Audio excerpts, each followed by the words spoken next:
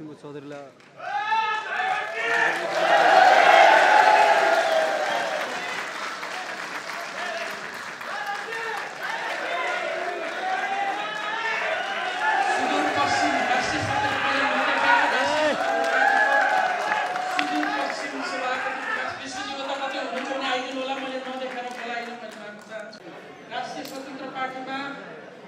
नागरिक मुक्ति पार्टीमा आफू थुप्रै महानुभावहरू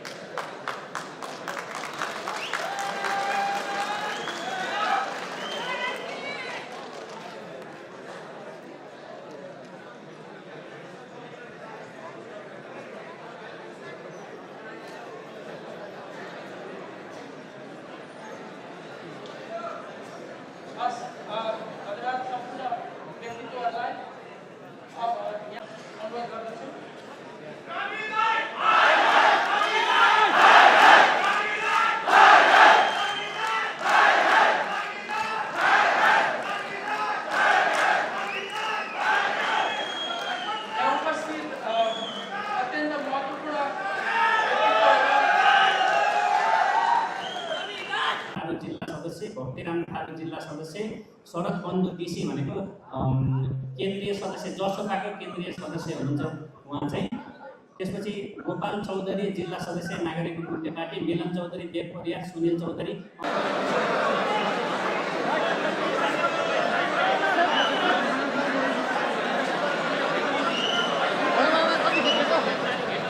साथीहरू हामी कार्यक्रम अब औपचारिक रूपमा सुरु गर्दैछौँ। कार्यक्रम सभापतिज्यूको आदेश बमोजिम निर्देश हुनुहुन्छ, उहाँलाई पनि मैले हलमा निम्त्याएँ। बुद्धिजीवी तथा फरवर्ड अभियन्ता सुरेन्द्र चौधरीलाई मैले हलमा बोलाउन चाहे। त्यस्तै जीवन चौधरीज्यूलाई मैले संस्थापक केन्द्रीय सदस्य हुनुहुन्छ, उहाँलाई पनि मैले हलमा निम्त्याउन चाहे। र साथसाथै यहाँ उपस्थित मञ्चमा उपस्थित व्यक्तित्वहरूलाई आसन ग्रहण गर्न मैले अनुरोध पनि गर्न चाहे। स्थानहरू कृपया खाली गराइदिन अनुरोध गर्दछु।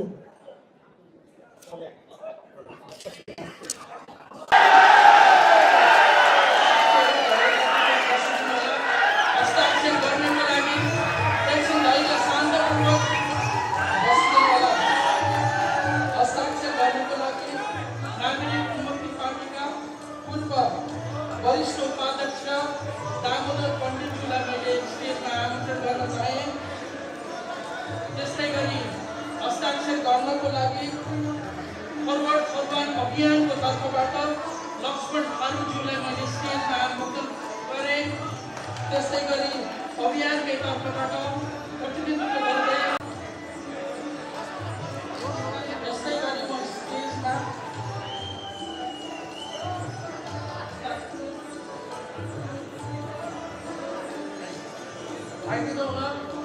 नागरिक मुक्त पार्टीको पूर्व कोषाध्यक्ष कोमल गेवालीजीलाई पनि म अनुरोध गर्न चाहन्छु। यो यहाँसम्म हामीलाई पुर्याउन उहाँको पनि अत्यन्त ठुलो भूमिका थियो।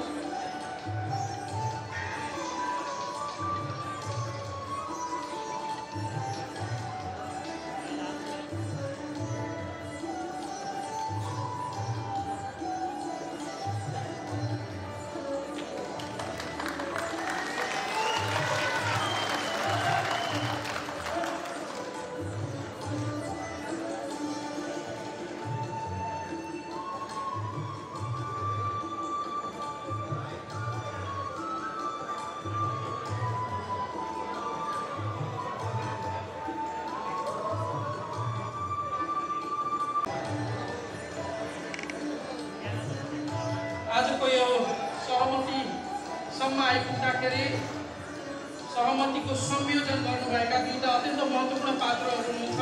कृष्ण नेउपानेजी राष्ट्रिय स्वतन्त्र पार्टीको सुदूरपश्चिमको कृषि विभागका प्रमुख पनि हुनुहुन्छ त्यस्तै करिश्मा कठरियाजी पनि हुनुहुन्छ, सुदूरपश्चिम राष्ट्रिय स्वतन्त्र पार्टीको सुदूरपश्चिमको महामन्त्रीज्यू पनि हुनुहुन्छ। उहाँ पहिला सुरुदेखि नै यो संवादलाई सहजीकरण गर्न उहाँहरू दुईजनाको अत्यन्त ठुलो भूमिका रहेको छ। उहाँलाई पनि स्टेजमा मैले बोलाउन चाहेँ। मैले स्टेजमा मैले राजेश अधिकारीज्यू यहाँ मैले अघि यहाँ उपाध्यक्षज्यू स्टेजमा आइसक्नु भएको छ। ठाकुर सिंह थारूज्यूलाई पनि मैले स्टेजमा आमन्त्रण गर्न चाहेँ एउटा हामी सामूहिक तस्बिरको लागि। तुलसी चौधरीज्यूलाई पनि मैले स्टेजमा आमन्त्रण गर्न चाहेँ।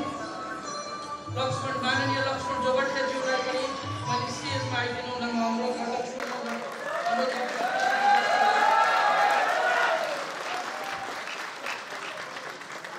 सामूहिक तस्बिरको लागि राष्ट्रिय स्वतन्त्र पार्टीका शीर्ष पदाधिकारीज्यूहरू पनि महामन्त्रीज्यू आइदिनु भएको थियो।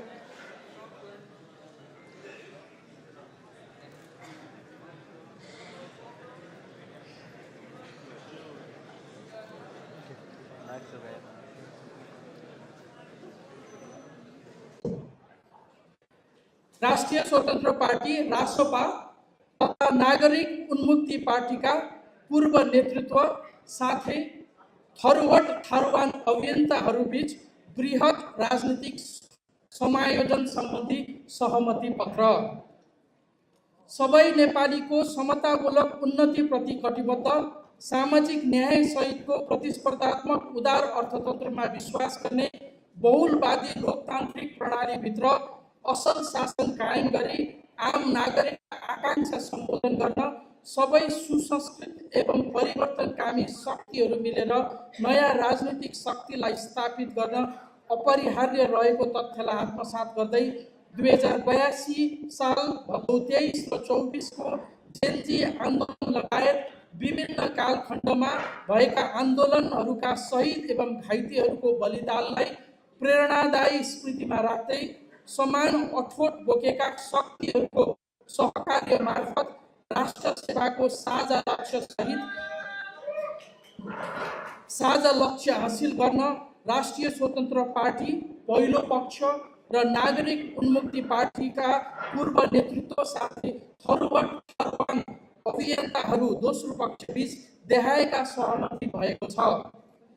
बुँदा नम्बर 1, 2082 साल भदौमा नवयुवाहरूले भ्रष्टाचार र कुशासन विरुद्ध गरेको आन्दोलनको अपनत्व लिँदै